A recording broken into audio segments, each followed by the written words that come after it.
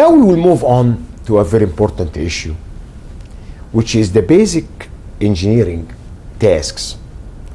And we will discuss these tasks in view of quality.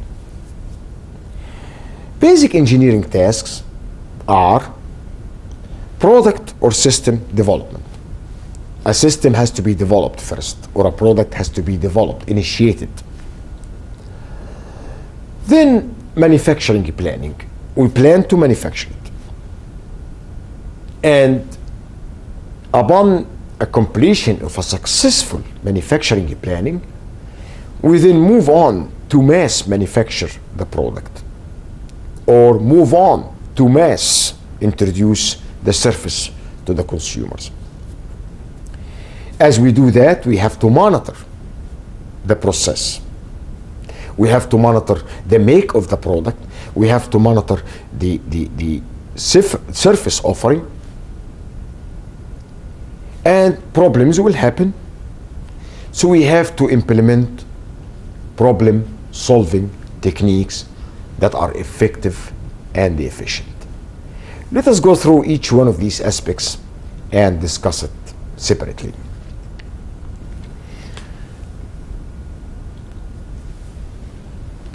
Product or system development. This phase represents the foundation of all engineering tasks.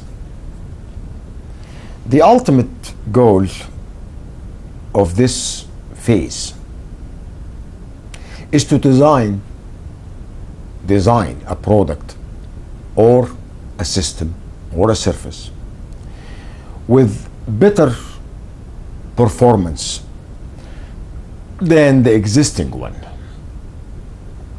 or perhaps develop a product or an idea that has never ever been used before. In practice, the product or system development task typically start on the drawing table. People come up with ideas and sit together and brainstorm the idea, with the designers attempting to pull together all sorts of knowledge relevant to the product or the service of interest. This brainstorming process continues until the product, the system, or the service idea is largely developed into a well-specified, practically doable model with some initial design tolerances. The basic activities of product or system development involve three very important tasks or activities. First, invention. Second, innovation. Third, dissemination. An invention is typically initiated by creating something. It's a result of a creative, perhaps imaginative thinking of a talented individual or a talented group of people. That is invention. Anybody can conceive an idea.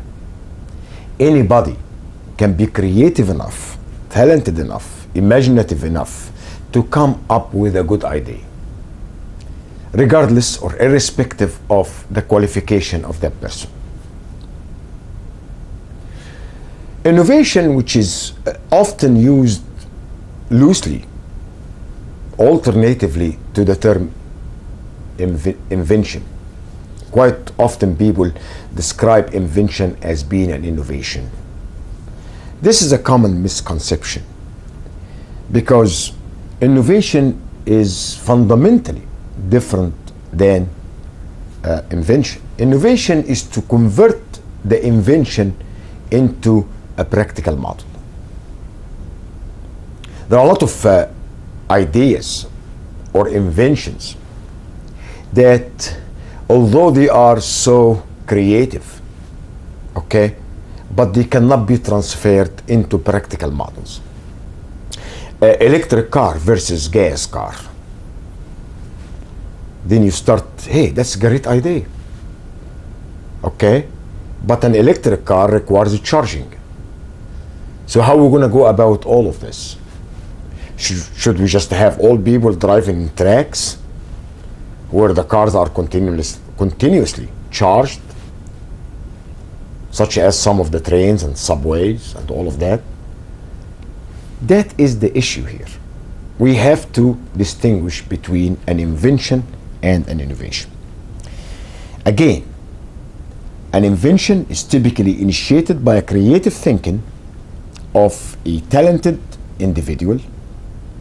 Innovation is the process of taking the invention and converting it into an acceptable, feasible model. Unlike invention, innovation requires a great deal of effort that often goes far beyond the ability of an individual. You have to have a sponsor to your invention idea. One of the big differences between what we call it industrial or well-developed countries and underdeveloping or developing countries stem from the fact that ideas and the inventions in the developing or underdeveloping countries often lack sponsorship. Somebody or some organization that says, okay, this is an excellent idea, this is an excellent invention, let us move on and convert it into a practical model. This is a very costly issue. It involves not only quality issues, but also marketing issues, cost, distribution, convincing of the consumers that this invention will be very useful. This is the innovation aspect. Dissemination is the diffusion of the invention to the whole world. You can have a very good invention. You can convert it into a practical model, and you can sell it to a domestic market. But in today's global competitive market, the innovation has to be disseminated into the whole world. It has to be universally accepted. And that gets us into other issues. Is this invention or innovation is domestically oriented? Is it suitable for this location, but it may not be suitable for other locations? Dissemination. Again, if you take innovation and dissemination and think closely about what they mean, you will soon realize the difference between a well-developed country that adopt inventions, convert it into innovation, then disseminate it universally, and developing or underdeveloping countries that do not have the financial resources to complete that cycle from invention to dissemination.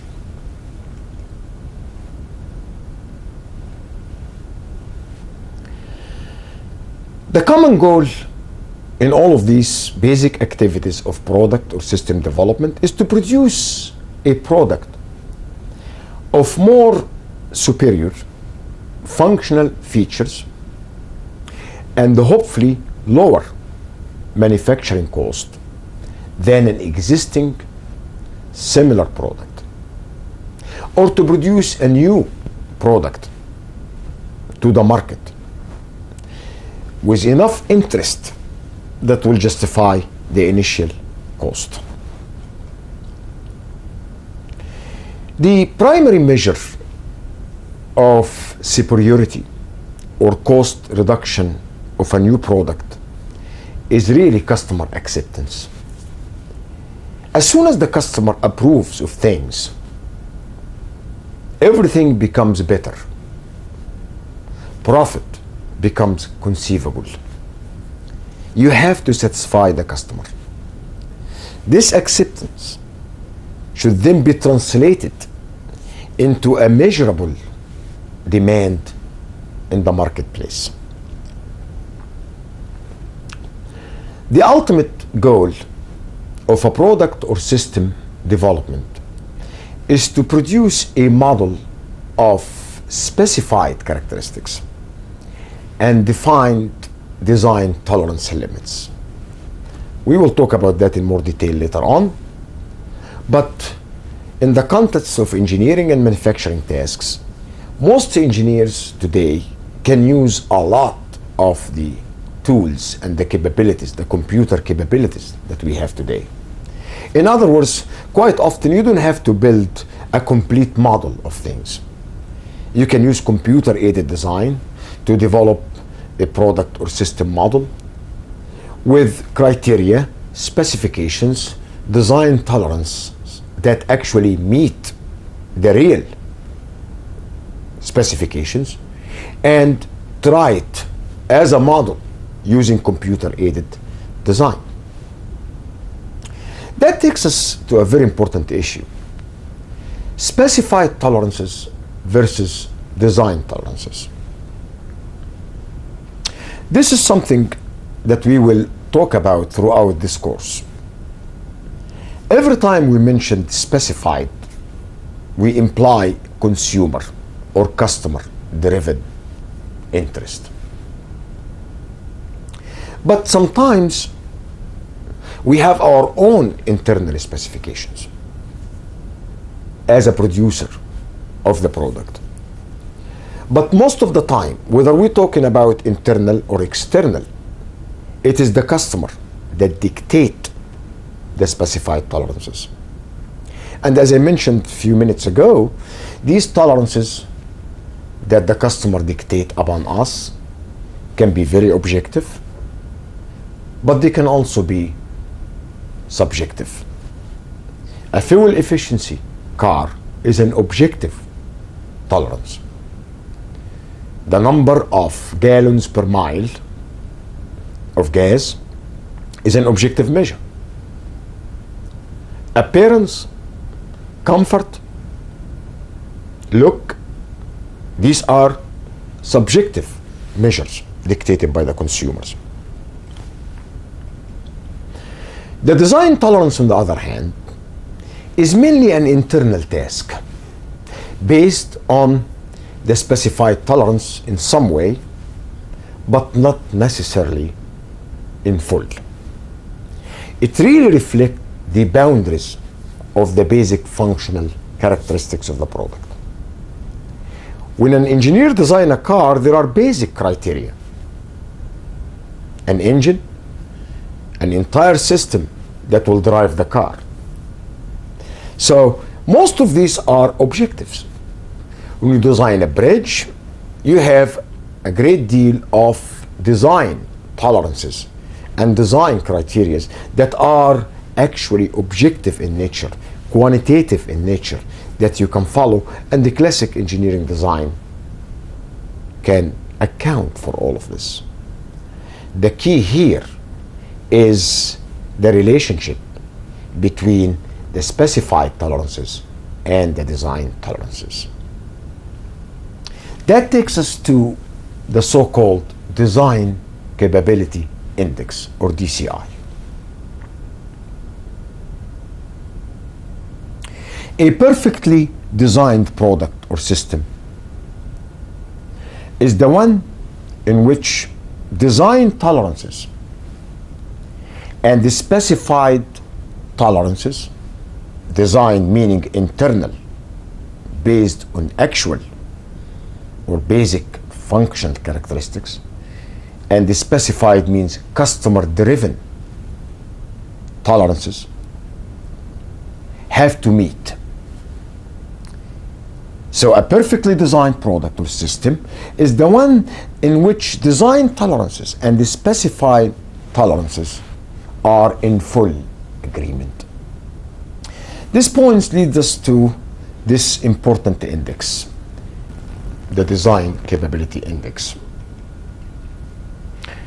It's a ratio between a specified tolerance and design tolerance. A specified tolerance, as I mentioned in the previous slide, are often dictated by the consumer or the customer, but they can also be initiated internally based on some feedback from the customers. In any case, we have to have measures of these tolerances. The USL minus LSL is the upper specified limit minus the lower specified limit. The design tolerance, on the other hand, are tolerance associated with the design of the product. The UDL and the LDL are the upper design limit minus the lower design limit. If we take a case like this, here is a mishmash or something that has to fit into a certain space or certain dimensions. This dimension here is the specified dimensions, upper spec and lower spec. Now, if we have a bolt that has to fit into this tolerance or this space, this bolt will have to have dimensions that we call it the upper and lower design limits. And in this case, the two have to fit. Obviously, from an engineering viewpoint, if there is an exact fit, then the bolt will exactly fit into the specified tolerance. If we can achieve that, then that will be the ideal situation. If we can achieve that without too much friction between the bolt and the specified tolerance, that will be an ideal situation. If, on the other hand, the specified tolerance are much larger than the design tolerance, then the bolt may go in very easily, but we will have a gap here that we have to deal with it. This gap may result in a loss of fixation. We cannot keep that bolt into that slot, and we may have a problem as a result of that. The third situation is when you have a design tolerances that are larger than the specified tolerances. In this case, as you can see here, the bolt will not go in and the system will malfunction. So what we just saw here are three different scenarios to a product in which we are comparing its design tolerances with its specified tolerances. Now, before we move on, which situation that we think is the right one? Well, obviously, the first one is the ideal one. Okay? If we can achieve that, that will be an ideal, perfect result. And the third situation here is an impossible one, because that will automatically result in rejection of our product, in rejection of meeting the design criteria. Now, the second one is a situation that we have to closely consider.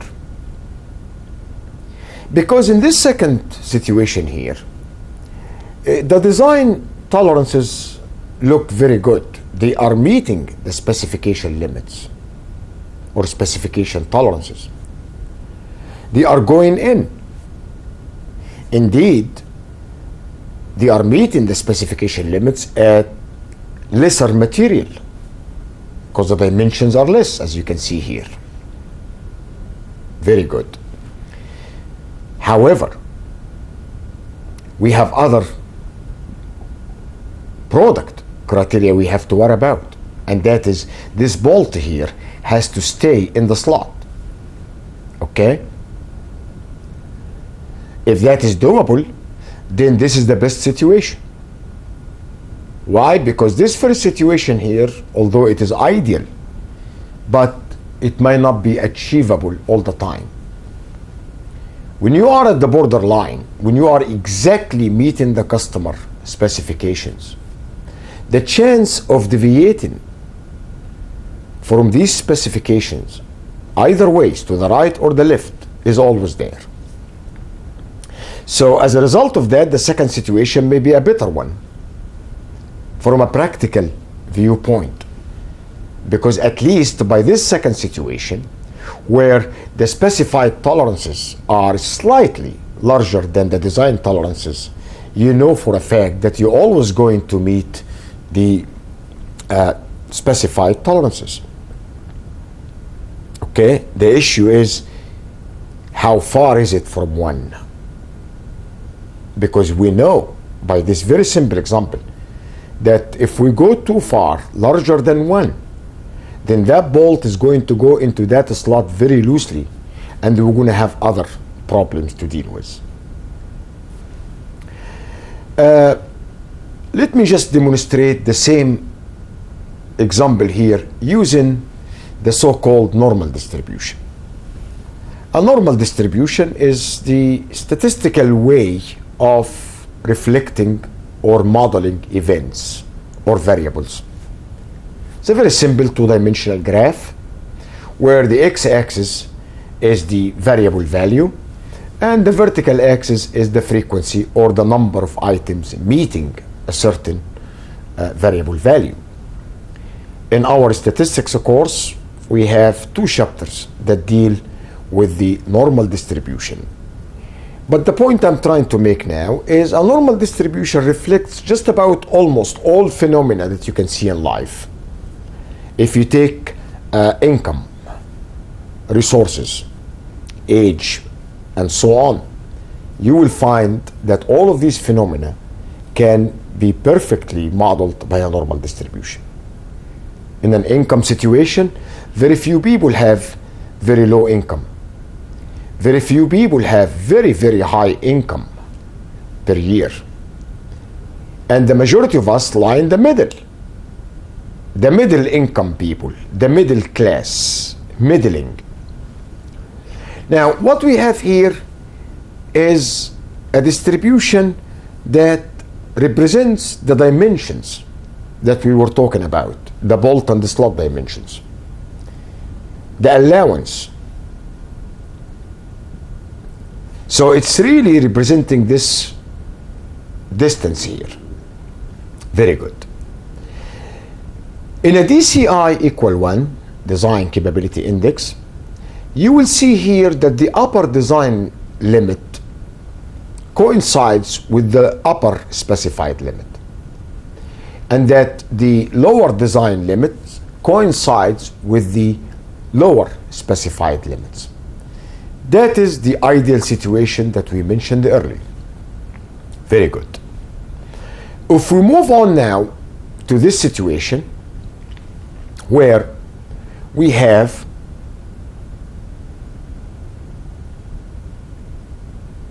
the upper specified limits falling within, that is the specified limits falling within the design limits, where DCI is less than 1, this is an impossible situation. Okay? Because that means that the dimension of the bolt is larger than the dimensions of the slot, so the bolt is not going to go in. A DCI less than 1 is a situation that must be avoidable in the initiation of a product or in the product development, because this will be rejected at the start. If you develop a product like that, you know you are not going to go nowhere. The third situation, where the specified limits are, I wouldn't say larger, I would like to use the term slightly larger than the design limits. In this case, the bolt will go in very easily through the slot, and the DCI is greater than 1, and this is the preferable practical situation. And one has to think about the ideal situation versus the practical situation. If you can achieve idealism all the time without any problem, then that's perfect. But a perfect technology and a perfect operation does not exist. We have to have tolerance. We have to understand the concept of tolerance. And that's why this third situation here represents the most practical situation in the real world.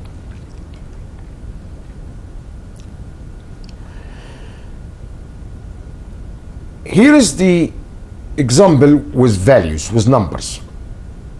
Piston rings used for an automotive engine are primarily characterized by their diameters. If a piston ring was designed with a tolerance of 70 plus or minus 0.02 millimeter, these are the design tolerances. The question is to calculate the DCI given specified tolerance or a slot dimension of 70 plus or minus 0.03. Now notice here, these are the specified tolerance. This is the slot dimensions. Here is the bolt or the piston dimensions. Very good. The DCI, as defined by the specified tolerance divided by the design tolerance, or USL minus LSL divided by UDL minus LDL, will be equal to the upper specification limit will be the 70 plus the 0.03. The lower specification limit will be the 70 minus the 0.03. The upper design limit will be the 70 plus the 0.02, and the lower design limits will be the 70 minus the 0.02. The ratio here is 1.5, and that is a DCI greater than 1. Now, how good this is, we know for a fact that the bolt or the piston will go through the specified slot very easily. We know for a fact that we meet in the specified limits. But are we meeting it in such a way that we have too much space? Are we meeting it in such a way that we have too much DCI? In other words, are we meeting it too much in such a way that it may cost us? Or we may have to do other things? Or are we meeting it exactly the way it should be?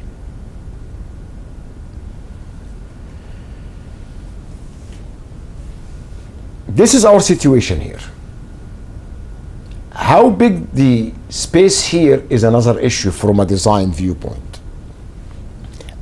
Again, note that the DCI value does not account for the deviation of the mean value from the specified mean or target value. In other words, we assume the midpoint of the specified limits or specified tolerance is equal to the midpoint of the design tolerance, and that's the case. Here is 70 plus or minus, this is 70 plus or minus, so we are not questioning the average or the midpoint. I would like to think that the deviation from the center is something that does not often happen. It's much easier for companies to produce average values than it is to maintain consistent tolerance, as we will see later on. Definitely, in the design stage, in the product development stage, the target value is always met. Now, a deviation from the target can happen later on in the mass production or mass manufacturing, as we will see later on. But it's often the case that in the design or the initiation of a product, the target is always met. That's why we kept the 70 in this example constant. Now, is DCI of 1.5 good or bad? That's a judgmental issue. Is it better? We know it's greater than 1 is great. But is it better to make it 1.1 instead of 1.5? Which means we have to change our design tolerance a little bit. Is it better to make it 1.2? These are judgmental issues. So the DCI is an excellent way to incorporate specification limits into the product development and the initiation phase of any product making. Now, what are the causes of a deviation from the ideal situation? Well, poor performance of the process or the product over time. So this may not necessarily an issue of the product initiation or product development. It can happen later on. We call it reliability over time. Mishandling of the process or the product. And that can also happen later on in the mass manufacturing or in the use of the product. But it can also happen as a result of invisible design deficiency. We don't always see everything. Even in a perfect example, as I mentioned before, such as the shuttle. Before the shuttle was sent off, we would like to see everything. We would like to predict every incident that's possible. But bad things can happen. So invisible design deficiency is a likelihood that we have to keep in mind. That's why the manufacturing planning, the mass manufacturing, and the monitoring the product even after being shipped to the consumer or the customer or being used is an extremely important issue that we will discuss. There may also be an issue with the customer specifications. As I mentioned before, specifications are not necessarily objective values. I mean, the customer can come up with any specification values. And if these specifications or expectations are unrealistic, then the DCI may not be greater than 1 or less than 1, or equal than 1. It may be indeed less than 1 by virtue of the fact that the specification limits are difficult or unrealistic to be met. Now, the DCI, as we just discussed, deal with one variable. Now the question here is, what if the product is associated with many variables? Not only the dimensions, but maybe the strength of material, maybe the weight. In other words, most products are not defined by one parameter. They are typically defined by a multiplicity of parameters. And to make matters a little bit more complex, not all these parameters are the same. Okay? If you look at a car, maybe the engine performance is one parameter. Maybe the fuel efficiency is another parameter. Maybe the color is a third parameter. Maybe the appearance is a fourth parameter. Maybe the ergonomics or the comfort inside the car is another parameter. And these parameters are not equally weighed by the consumer. The consumer will have priorities. So we have to develop a more realistic design capability index. And that's what we call Composite Design Capability Index, the CDCI. A design or a composite design capability index accounts for the different parameters, meaning that for every parameter, for every criteria of a product, we will have a design capability index. And that design capability index will be multiplied by the weight, as we will explain very shortly. And to produce or develop a composite design capability index, we will have to divide all of this, or the sum of the products of different design parameters and their weight, by the total weight. Let's take an example to make things a bit easier. A metal plate used in a machine assembly is normally characterized by three attributes: thickness of the plate, the surface area, and the surface roughness. So now we are not talking about one criterion, we're talking about three criteria. Suppose that the values of the target mean, which is the plate thickness in this case, specified tolerances and percent tolerance of these attributes are as follows. If you look at here, this is the thickness. The target thickness that we are after is 4 millimeter. A lower specified limit is 3.6, an upper specified limit is 4.4. And again, these are not necessarily objective. This may be the requirement of the customer, but they can also be objective. This is what we need exactly to fit that metal plate in a larger machine assembly. The surface area, target-wise, has to be 100 millimeter square, but we can tolerate 8 millimeter square to the right or the left. That's 92 to 108. The surface roughness is 0.5, that's the surface finish, but we can tolerate about 0.3 value of the target mean, meaning it can be from 0.2 to 0.8. Percent-wise, the tolerance in this case is 10%.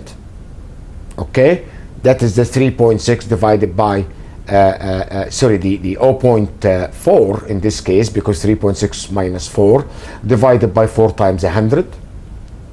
In this case, the tolerance percent is, we said that it is 8 points of the target. That's 8 divided by 100 times 100. That's 8%.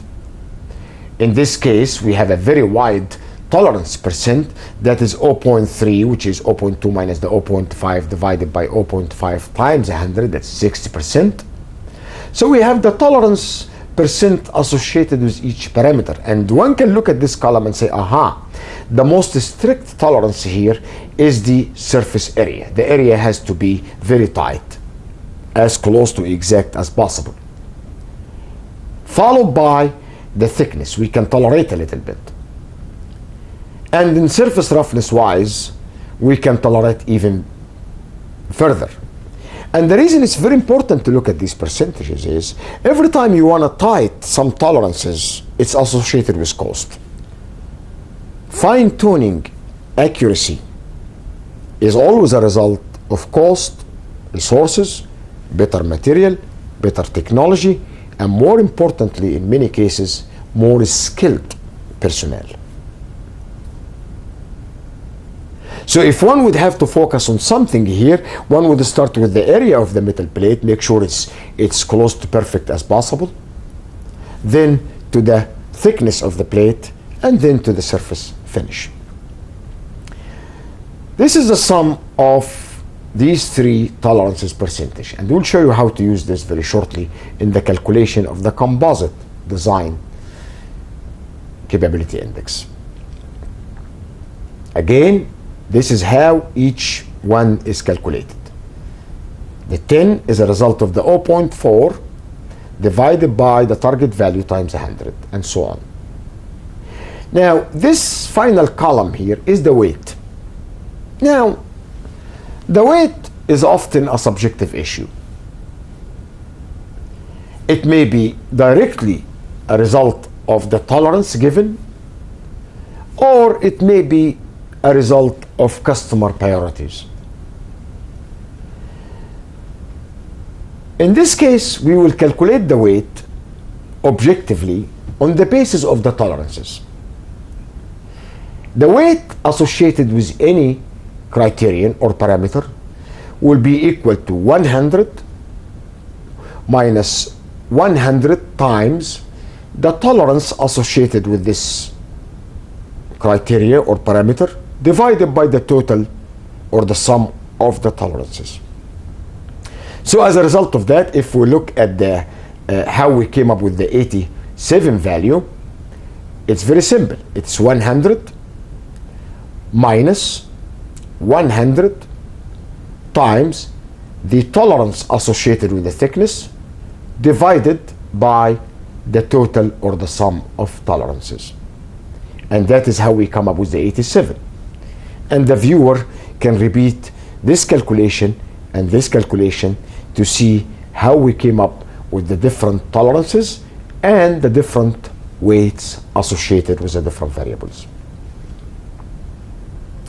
Now we go to the design. And assuming that the design,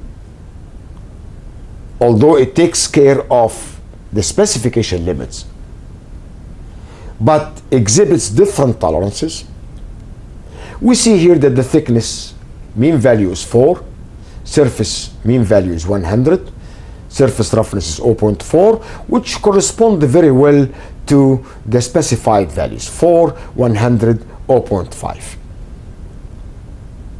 But the upper and lower design limits will be different than the upper and lower specification limits, as we will see here. Here, lower design limits 3.7 to 4.3 upper, 95 to 105, 0.8 to 0.8. Now notice here that if you look at the difference between the upper design limits minus lower design limits in comparison with the differences between the upper spec limits and the lower spec limits. In other words, if you look at the difference between the design tolerance and the specified tolerance, you will see here that with the thickness we have a tight design tolerance. Very good. So that will fit into this. Excellent. In case of the surface area, we have a much tighter design tolerance, 10, which means it will fit into the specified tolerance. All of this is good news. If we look at the surface area, we can only match the specified tolerances by our design tolerances exactly. Okay? So now what we have is a design capability index for each parameter. By dividing the specified tolerances over the design tolerances, we can get the design capability index for each parameter. It is 1.33 for the thickness. It is 1.6 for the surface area. You notice here we have even more tolerance here, or more DCI. And it's exact 1 for the surface area. So now we have 3 parameters. And we have 3 DCI.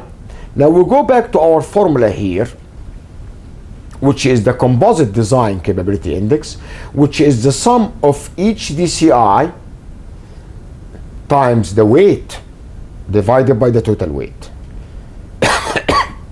Here is the 1.33 times the 87. Remember that the weight associated with the thickness was 87%, plus the 1.6, which is the second DCI associated with the surface area, times the weight, which was 90. The third one, which is the surface roughness, the DCI was 1, times the weight, which we calculated earlier, which was 23%, All of this divided by the total weight, which was 200, and now we have a composite design capability index of 1.415. Now, the way we interpret the value of the composite design capability index should be the same as we interpret the individual design capability index for each parameter. Meaning, what we have here is a composite design capability index of greater than 1. And the greater than 1 is always good. It means that we have over-met, actually, the specified limits for these three parameters considered here. But once again, is 1.415 is meeting it too much? Can it be 1.1? Can it be 1.2? Now notice, as I go from 1.415 to 1.1 or 1.2, I am giving myself more freedom, more flexibility in designing my product, in making my product. And flexibility is always associated with cost reduction, as we will see later on. These are the weights, just in case you wonder how we came up with these values, as we mentioned in the previous slide.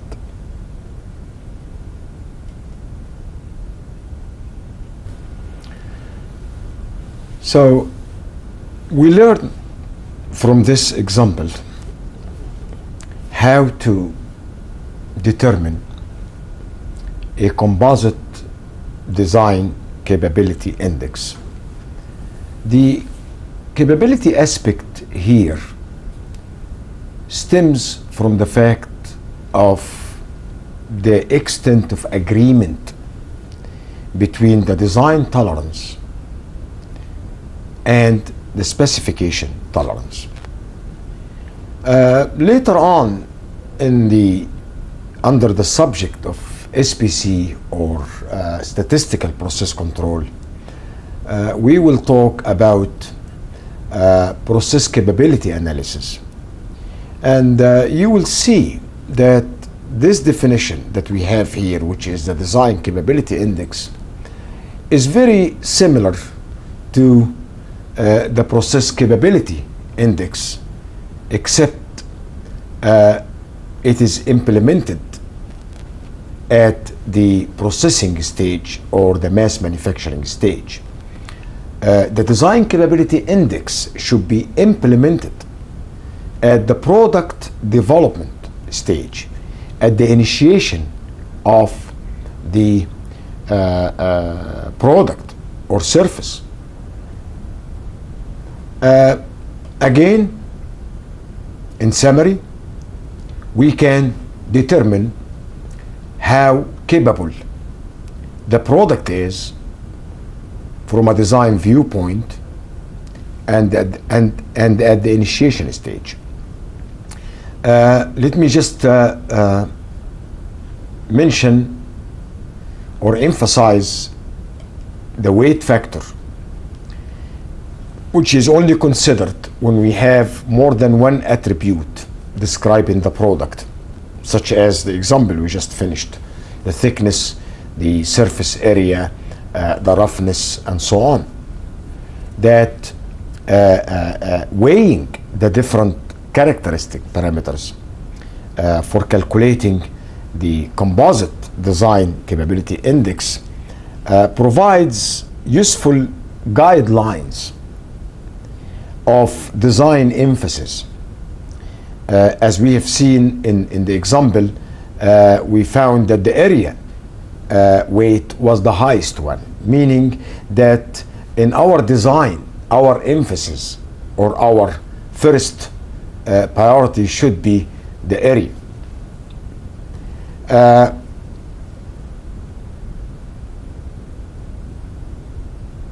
In other cases, as we will see, weighing factor may not be a very objective one, and it may be just a matter of ranking by the consumer or the user of the product of which or what attributes are important and what are not, except we would like to reflect these in quantitative values somehow.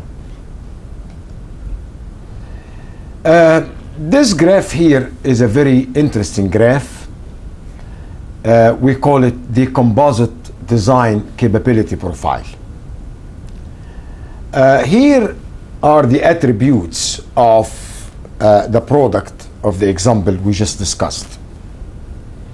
This looks like a pyramid or a triangular profile because the shape of the profile is determined by the number of attributes. And since we have only 3 attributes, then we have a trilobal or a triangular shape of attributes or design capability profile. Here we actually profile or plot the values of the capability index. As we understand, the capability index is a number which can be 1, below 1, or above 1. For the sake of a composite design capability profile, we will convert these numbers into percentage, meaning we will multiply the design capability index by 100. This way we can unify the 3 axes or all the axes associated with the attributes in the composite design capability profile. So here we have all axes start with 0 and it goes to 100 and above 100. With 100 means 1 corresponding to the classic definition of the design capability index.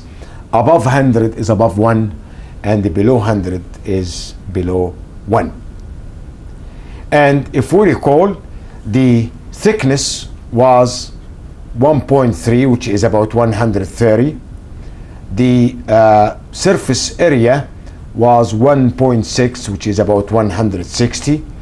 And the surface roughness was exactly 1. And that is how we plot the points. So these points reflect the design capability. And what's great about this profile is that it gives us a quick visualization of our design capability status and perhaps where to improve if we need to improve some of these attributes.